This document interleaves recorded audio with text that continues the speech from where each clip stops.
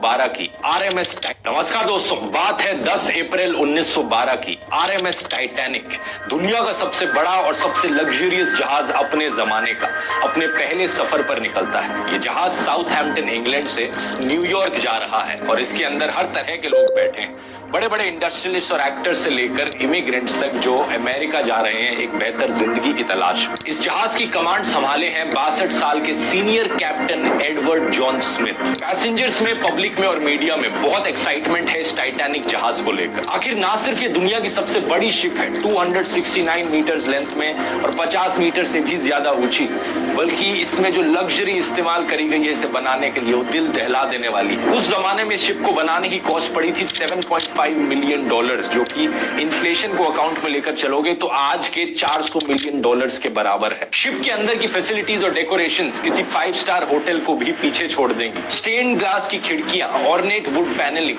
2 बड़े बड़े grand staircases, एक heated swimming pool, Turkish bath, electric bath, एक जिम, एक स्क्वॉश कोर्ट, 4 रेस्टोरेंट्स, 2 बार्बर की दुकानें और एक लाइब्रेरी भी। और तो और जिस तरह के सेफ्टी फीचर्स का इस्तेमाल किया गया था टाइटैनिक को बनाने में, इस जहाज को अनसिंकेबल माना जाता था। ये एक ऐसी शिप है जो कभी डूब ही नहीं सकती क्योंकि इतनी सेफ है। 5 स्टार लाइन उस कंपनी का नाम था जिसने इस टाइटैनिक जहाज को बनाया था। इस कंपनी के वाइस प्रेसिडेंट इतने कॉन्फिडेंट थे इस चीज को लेकर, उन्होंने पब्लिक के सामने आकर ओपनली कहा था ये जहाज अनसिंकेबल है। लेकिन अपने पहले सफर पर रवाना होने के सिर्फ 2 ही दिन बाद 12 अप्रैल 1912 को टाइटैनिक को अपनी पहली आइस वार्निंग्स मिलने लग जाती है।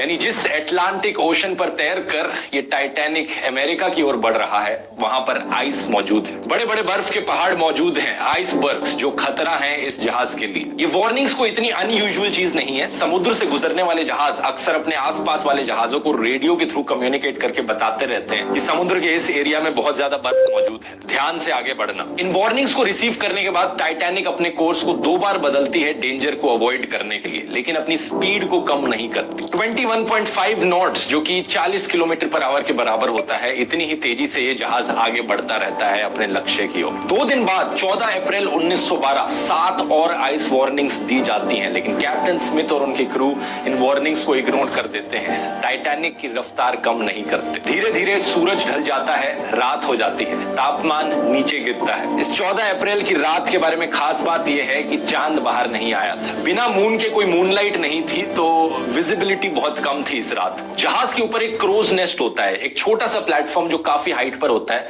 लुकआउट पॉइंट कह सकते हो। यहाँ पर किसी को बिठाकर रखा जाता है हमेशा, ताकि सामने जहाज के क्या आ रहा है वो नजर रखते रहे, कहीं कोई ट्रैफिक तो नहीं, कहीं कोई ऑब्स्ट्रक्शंस तो नहीं आ रही है। तो जो बंदा इस जगह पर बैठा था उसे बड़ी ही ठंड का सामना करना पड़ता है। बहुत तेज रफ्तार से ठंडी हवाएं बह रही थी, ऊपर से रात का समय था और ठंडी हवाओं की वजह से आंखों से आंसू भी आने लग जाते हैं, जिससे आगे देखना और भी मुश्किल हो जाता है। रात के 11:39 फ्रेडरिक फ्लीट नाम का एक बंदा इस क्रूज नेस्ट में बैठा है। ये अचानक से अपने सामने देखता है एक बड़ा सा बर्फ का पहाड़, एक आइसबर्ग आ गया है। जल्दी से 3 बार घंटी को बजाता है ताकि नीचे बैठे हुए लोग सुन सके। फिर फोन उठाकर कॉल करता है ऑफिसर्स को ब्रिज पर, चिल्लाकर कहता है सामने हमारे एक आइसबर्ग है, जल्दी से जहाज को मोड़ो। फर्स्ट ऑफिसर विलियम ब्रिज पर बैठे इस इंस्ट्रक्शन को सुनते हैं और इंजन रूम को संदेश देते हैं कि जहाज को लेफ्ट डायरेक्शन में मोड़ दो। लेकिन अनफॉर्चुनेटली बहुत लेट हो चुका है। सिर्फ 1 मिनट बाद 11:40 जहाज जाकर इस आइसबर्ग से टकरा जाता है। The Titanic was a new breed of luxury liner. Titanic left port in Southampton, England. Among her passengers were many of the wealthy and influential. The band played the gayest tunes and American ragtime dances. The time was 11:40. The iceberg grazed the right side of the ship. And all of a sudden she lifted up quickly. Everything that was movable was going through her. I didn't think it was serious because I didn't think it was possible. I think just like that could think. It sank very quickly. ये iceberg भी कोई छोटा मोटा iceberg नहीं था। Length में 200 bye 400 feet था, एक फुटबॉल फील्ड जितना बड़ा, और हाइट में ये क्रूज नेस्ट तक आ रहा था। साइंटिस्ट का एस्टिमेट है कि इस आइसबर्ग का वजन 1.5 मिलियन टन था। आइसबर्ग के साथ ये टकराव टाइटैनिक का जहाज के फ्रंट राइट साइड पर हुआ। स्पेसिफिकली कहा जाए तो बो के पास हुआ। अब बो कौन सा हिस्सा होता है जहाज का, इस फोटो में आप देख सकते हैं कि ये सामने का ये वाला एरिया होता है बो। बो के ऊपर जो एरिया होता है उसे स्टर्न कहते हैं और उसके नीचे जो बाहर निकला हुआ पार्ट होता है इसे कील कहते हैं। करीब 10 सेकंड तक ये जहाज आइसबर्ग के साथ घिसटता चला गया और एक बहुत बड़ा डेंट पड़ गया। इसकी वजह से शिप की मेन बॉडी में कुछ छोटे छोटे होल्स भी आ गए। आप शायद सोचोगे कि ये कैसे पॉसिबल हो सकता है, एक बर्फ का टुकड़ा एक मेटल को कैसे काट सकता है। अपने फ्रिज में रखी बर्फ को इस्तेमाल करोगे तो हाँ, वो उससे मेटल नहीं कटेगा, लेकिन ये ध्यान रखिए कि एक बर्फ का पहाड़, उसका खुद का वजन कितना होता है। अब कहने के लिए तो लकड़ी भी मेटल को नहीं काट सकती, लेकिन फिर भी आपकी मेटल की बनी गाड़ी जाकर पेड़ से टकराकर पूरा चकनाचूर हो सकती है। तो सिमिलरली क्योंकि इस आइसबर्ग का वजन इतना था, क्योंकि ये इतना बड़ा था, इसने इस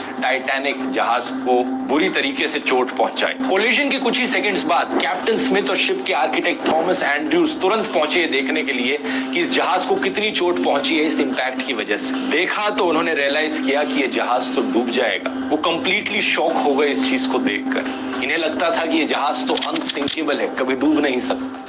वीडियो के शुरू में मैंने बताया था इस जहाज को अनसिंकेबल माना जाता था क्योंकि इस जहाज के अंदर सेफ्टी फीचर्स कमाल के थे। दो मेन सेफ्टी फीचर्स थे जिसकी वजह से इसे ऐसा माना जाता था। पहला, इस जहाज के अंदर एक डबल बॉटम हल था। हल जो होता है वो जहाज की मेन बॉडी को कहा जाता है। डबल बॉटम हल का मतलब है कि 2 लेयर्स लगी हैं यहाँ पर। अगर नीचे से एक लेयर टूट भी गई तो दूसरी लेयर बचा लेगी। और दूसरा, जो पूरी शिप की मेन बॉडी है, जो हल है, उसे 16 अलग अलग वाटर टाइट कंपार्टमेंट्स में डिवाइड किया गया है। 16 में से 4 कंपार्टमेंट्स भी अगर पानी के भर गए तो भी जहाज तैरते रहेगा, जहाज को कोई फर्क नहीं पड़ेगा। लेकिन आइसबर्ग से ये जो इंपैक्ट हुआ था ये एक्चुअली में शिप के साइड में हुआ, तो जो डबल बॉटम हल था वो किसी काम का नहीं रहा। साइड में तो सिंगल लेयर ही लगी थी। और दूसरा, ये इंपैक्ट इतना ज्यादा बड़ा था कि 16 में से 6 water tight compartments already breach हो चुके थे, उनमें पानी भर चुका था। लिमिट 4 तक की थी। 6 कंपार्टमेंट्स का पानी से भरने का मतलब था कि इस जहाज को अब डूबने से नहीं बचाया जा सकता। ये अनसिंकेबल जहाज भी अब डूब जाएगा। टकराव के करीब 20 मिनट बाद रात के 12 बजे कैप्टन स्मिथ ऑर्डर करते हैं अपने क्रू मेंबर्स को कि एक डिस्ट्रेस कॉल भेजो रेडियो पर। जो आसपास मौजूद जहाज होंगे वो शायद से हमारे सिग्नल को पकड़ ले और हमें बचाने आ जाए। Senior radio operator Jack Phillips हमारी कहानी के हीरो निकलते हैं। लगातार एक के बाद एक वो डिस्ट्रेस सिग्नल्स भेजते रहते हैं, कोई रिस्पॉन्स नहीं आता, और भेजते हैं और भेजते हैं। कोई तो जहाज होगा आसपास जो सुन ले हमारे सिग्नल को। 20 मिनट बाद 12:20 AM RMS कार्पेथिया, एक जहाज जो टाइटैनिक के पास मौजूद था, वो इस सिग्नल को पकड़ लेता है। रेडियो पर टाइटैनिक के ऑपरेटर से बात करता है और कहता है कि चलो जहाज को मोड़ा जाए टाइटैनिक की ओर, हम उन्हें बचाने जाएंगे। प्रॉब्लम बस इतनी है कि ये जहाज पास था लेकिन फिर भी 107 किलोमीटर दूर था। अगर ये अपनी टॉप स्पीड पर भी चलकर टाइटैनिक की तरफ जाएगा, इसे टाइटैनिक तक पहुंचने में 3.5 घंटे का समय लग जाएगा। 3.5 घंटे में क्या टाइटैनिक का जहाज बचा रह सकता है? बाकी क्रू मेंबर्स फ्लेयर्स और रॉकेट्स जलाते हैं हवा में, इस उम्मीद में कि कोई आसपास मौजूद शिप होगी तो वो ध्यान दे देगी हमारी तरफ। लेकिन अनफॉर्चुनेटली कार्पेथिया जहाज के अलावा किसी और जहाज से कोई रिस्पॉन्स नहीं। इसी बीच कैप्टन ऑर्डर दे देते हैं कि पैसेंजर्स को अब इवैक्यूएट किया जाए शिप में मौजूद लाइफ बोट्स का इस्तेमाल करके। प्रोटोकॉल के अनुसार औरतों और बच्चों को पहली प्रायोरिटी मिलेगी लाइफ बोट्स में बोर्ड करने की। जहाज में बैठे पैसेंजर्स की अगर बात की जाए तो उन्हें ज्यादा डर नहीं लग रहा था। ज्यादातर पैसेंजर्स मानते थे कि टाइटैनिक एक अनसिंकेबल जहाज है, कोई चिंता करने की बात ही नहीं। आखिर जो कंपनी ने एड्स निकाली थी वो तो बार बार यही कहे जा रही थी। तो हाँ, हम टकरा गए होंगे एक आइसबर्ग से, लेकिन जहाज नहीं डूबने वाला। इसी रीजन से जब पहली लाइफ बोट नीचे उतारी गई उसमें 65 लोगों की कैपेसिटी थी, लेकिन सिर्फ 28 लोग उस लाइफ बोट में गए। आधी लाइफ बोट खाली नीचे उतरी। लेकिन टाइम के साथ साथ एक के बाद एक कंपार्टमेंट पानी से भरता गया। जहाज अब टिल्ट होने लगा। धीरे धीरे पैसेंजर्स ने रियलाइज करना शुरू किया कि एक्चुअली में ये जहाज डूब सकता है। और जब पैसेंजर्स को ये रियलाइजेशन हुई तो जबरदस्त केओस हो गया और पैनिक में लोग इधर उधर भीड़ में भागने लगे। रात के 1 बजे तक पानी इतना ज्यादा भर चुका था जहाज के आगे वाले कंपार्टमेंट्स में कि जहाज का जो आगे वाला हिस्सा था, जो बो था शिप का, वो पानी के अंदर डूबने लगा। इसकी वजह से जो पीछे वाला हिस्सा था टाइटैनिक का, वो पानी के बाहर आ गया। जो प्रोपेलर्स थे वो पानी के बाहर आ गए पीछे से। जब जहाज का टिल्ट इतना ज्यादा हुआ तो पूरी तरीके से हड़बड़ी मच गई। लोग एक दूसरे के साथ लड़ने लगे लाइफ बोट में बैठने के लिए। प्रॉब्लम ये थी कि लाइफ बोट्स की सख्त कमी थी जहाज पर। सिर्फ 20 लाइफ बोट्स मौजूद थी जिस पर अप्रोक्सीमेटली सिर्फ 1200 लोग आ सकते थे, लेकिन जहाज में 2200 के करीब लोग थे। रात के 2:05 आखिरी लाइफ बोट टाइटैनिक से पानी में उतारी गई, लेकिन जहाज में अभी भी 1500 लोग मौजूद थे। इस केओस के बीच कुछ लोगों ने कोशिश करी थी लाइफ बोट में अपनी जगह छीनने की, लेकिन कुछ लोगों ने अपने भाग्य को मान लिया था और वो जहाज में ही रुके रहे। The end, it was chaotic at the end. Everybody was crying, praying, trying to get into the few lifeboats that were left. No, it was pretty sad at the end. I witnesses के अनुसार करीब 2:20 पर जहाज 2 टुकड़ों में टूट गया और फिर धीरे धीरे पानी के अंदर डूब गया। 3 घंटे भी नहीं लगे इस कभी ना डूबने वाले जहाज को पानी के अंदर डूबने में। जो 1500 लोग जहाज पर मौजूद थे वो या तो जहाज के साथ पानी में डूब गए या फिर जिन लोगों को तैरना आता था वो हाइपोथर्मिया की वजह से मारे गए। पानी का तापमान -2 डिग्री सेल्सियस था। इस टेम्परेचर पर अगर आप पानी में गिरोगे तो कुछ मिनटों के अंदर आपकी मौत हो जाएगी ठंड की वजह से, हाइपोथर्मिया की वजह से। टाइटैनिक जहाज के कैप्टन एडवर्ड स्मिथ कहा जाता है अंत तक अपने व्हील पर ही बने रहे थे और जहाज के साथ डूब गए। दूसरी तरफ कुछ लोगों का यह भी मानना है कि उन्होंने सुसाइड कर लिया था गोली चलाकर अपने ऊपर। आरएमएस कार्पेथिया जहाज जो टाइटैनिक के लोगों को बचाने निकला था वो इस लोकेशन पर पहुंचता है 3:30-4 बजे के बीच। करीब 1 घंटे लेट उन लोगों को बचाने के लिए जो जहाज पर मौजूद थे। लेकिन जो लाइफ बोट्स में लोग निकल गए थे जहाज से, करीब 705 लोग थे, उन्हें यह जहाज सक्सेसफुली बचा लेता है। वैसे यहां पर एक छोटी सी एड ब्रेक लेकर दोस्तों मैं आपको बताना चाहूंगा हायरेक्ट के बारे में। हम सब जानते हैं कि किसी भी अच्छी कंपनी में जॉब पाना बहुत टफ होता है आज के दिन। कितने सारे पापड़ बेलने पड़ते हैं, असाइनमेंट्स, इंटरव्यूज, एक के बाद एक कॉल्स, और फिर दूसरी तरफ से जवाब मिलता है कि we will get back to you. Job ढूंढना सही में बहुत मुश्किल काम है, लेकिन जॉब ढूंढने का काम आसान बनाता है हायरेक्ट, एक डायरेक्ट हायरिंग प्लेटफॉर्म जहां पर आप टीम लीडर्स और एचआर मैनेजर से डायरेक्टली चैट कर सकते हो और हायर हो सकते हो बिना किसी बीच के कंसल्टेंट के। हायरेक्ट पर 1,20,000 से भी ज्यादा कंपनीज हैं जो डायरेक्टली हायर करने लग रही हैं। आपको कुछ नहीं करना, बस सीधे डिस्क्रिप्शन में दिए गए लिंक पर क्लिक करना है, ऐप को इंस्टॉल करना है, फ्री टू यूज ऐप है। ऐप को खोलोगे तो आपको कुछ क्वेश्चंस को आंसर करना पड़ेगा अपने प्रोफाइल को बनाने के लिए, और ऐप का एल्गोरिथम आपको अपने आप ही रिक्रूटर से मैच करवा देगा। और अगर बात प्राइवेसी की रही तो आपकी कोई भी डिटेल्स बिना परमिशन के रिक्रूटर को नहीं मिलेंगी। याद रखिए, हायरेक्ट है तो डायरेक्ट है। तो जल्दी से डिस्क्रिप्शन बॉक्स में लिंक पर क्लिक करो ऐप को डाउनलोड करने के लिए और अपनी नई अपॉर्चुनिटीज को वेलकम करो। अब टॉपिक पर वापस आते हैं। इस टाइटैनिक के डिजास्टर के बाद बहुत से सवाल उठे, कई कंट्रोवर्सीज हुई, कई इन्वेस्टिगेशंस कराई गई और कुछ ऐसी अनजान बातें सामने आई जिसको लेकर सब लोग शॉक्ड रह गए। कैसा लगेगा दोस्तों अगर मैं आपसे कहूं कि उस रात एक और जहाज मौजूद था टाइटैनिक से सिर्फ 37 किलोमीटर दूर, जो टाइम पर पहुंच सकता था टाइटैनिक में बैठे पैसेंजर्स को बचाने के लिए। यह बात सच है। उस जहाज का नाम था SS कैलिफोर्नियन। टाइटैनिक के आइसबर्ग से टकराने से सिर्फ 1 घंटे पहले आखिरी मैसेज आइसबर्ग की वार्निंग का SS कैलिफोर्नियन की तरफ से ही आया था।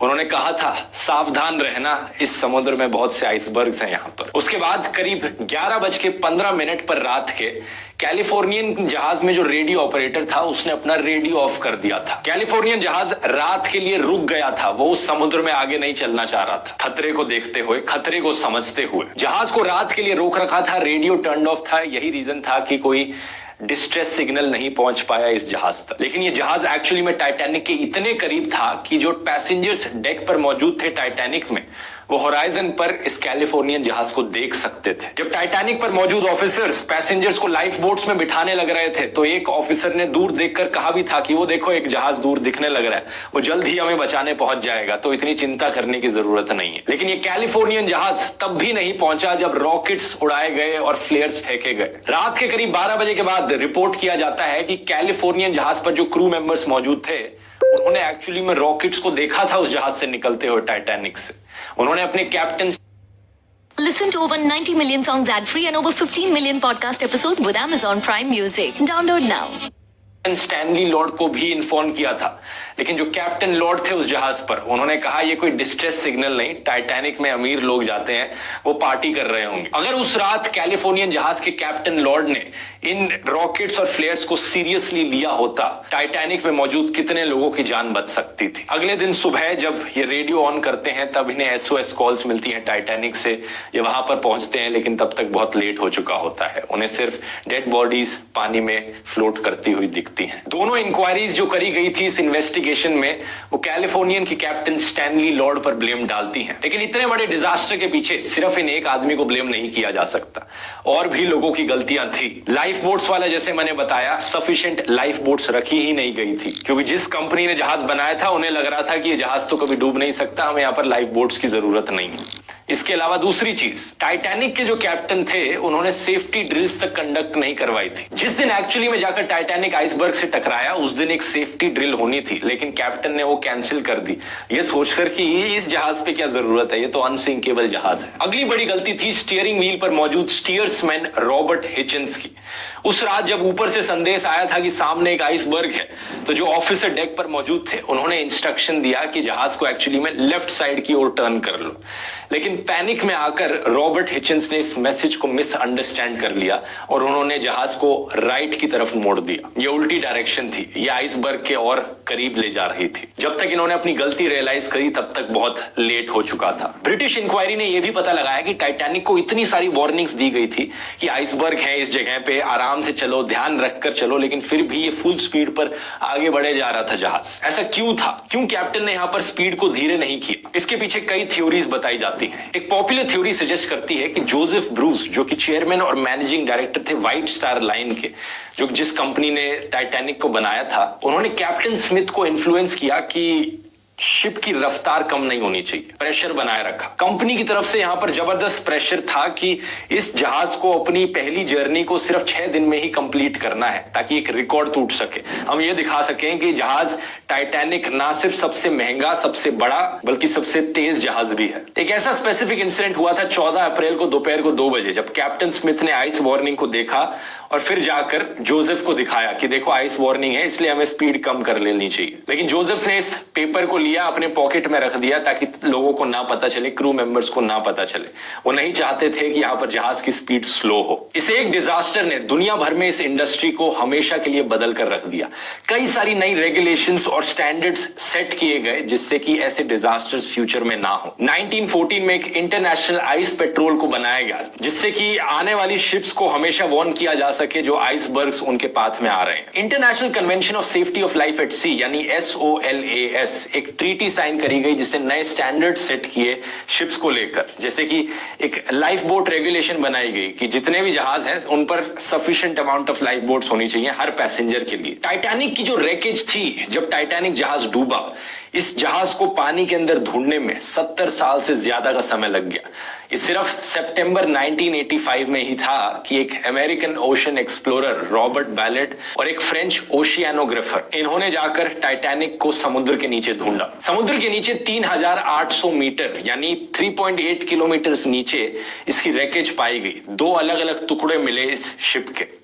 ये दोनों टुकड़े एक दूसरे से 600 मीटर दूर थे। आज के दिन, इतने सालों बाद, जो शिप पानी के अंदर डूबी हुई पड़ी है, एनवायरमेंट ने इसे धीरे धीरे इरोड कर दिया है। एक्चुअल शिप ऐसी दिखती थी और आज के दिन इस शिप का सिर्फ इतना ही हिस्सा बचा है। रिपोर्ट किया गया है कि बैक्टीरिया और अलग अलग ऑर्गेनिजम्स इसके मेटल फ्रेमवर्क को खाए जा रहे हैं और एक्सपेक्ट किया जा रहा है कि साल 2030 तक ये शिप पूरी तरीके से गायब हो जाएगी पानी के अंदर। लेकिन आज के दिन 110 सालों बाद भी टाइटैनिक को लेकर जो फैसिनेशन है वो लोगों के मन में अभी भी जारी है। साल 2012 में एक ऑस्ट्रेलियन बिलियनियर क्लीफ पाल्मर ने प्लान किया था कि वो टाइटैनिक 2 बनाएंगे, एक ओरिजिनल टाइटैनिक जहाज का एक कॉपी कैट जहाज, लाइफ साइज मॉडल। इन्होंने ये भी कहा कि वो सेम रूट पर चलेगा और उस जहाज के अंदर एक एक चीजें बिल्कुल एग्जैक्टली उसी तरीके से बनाई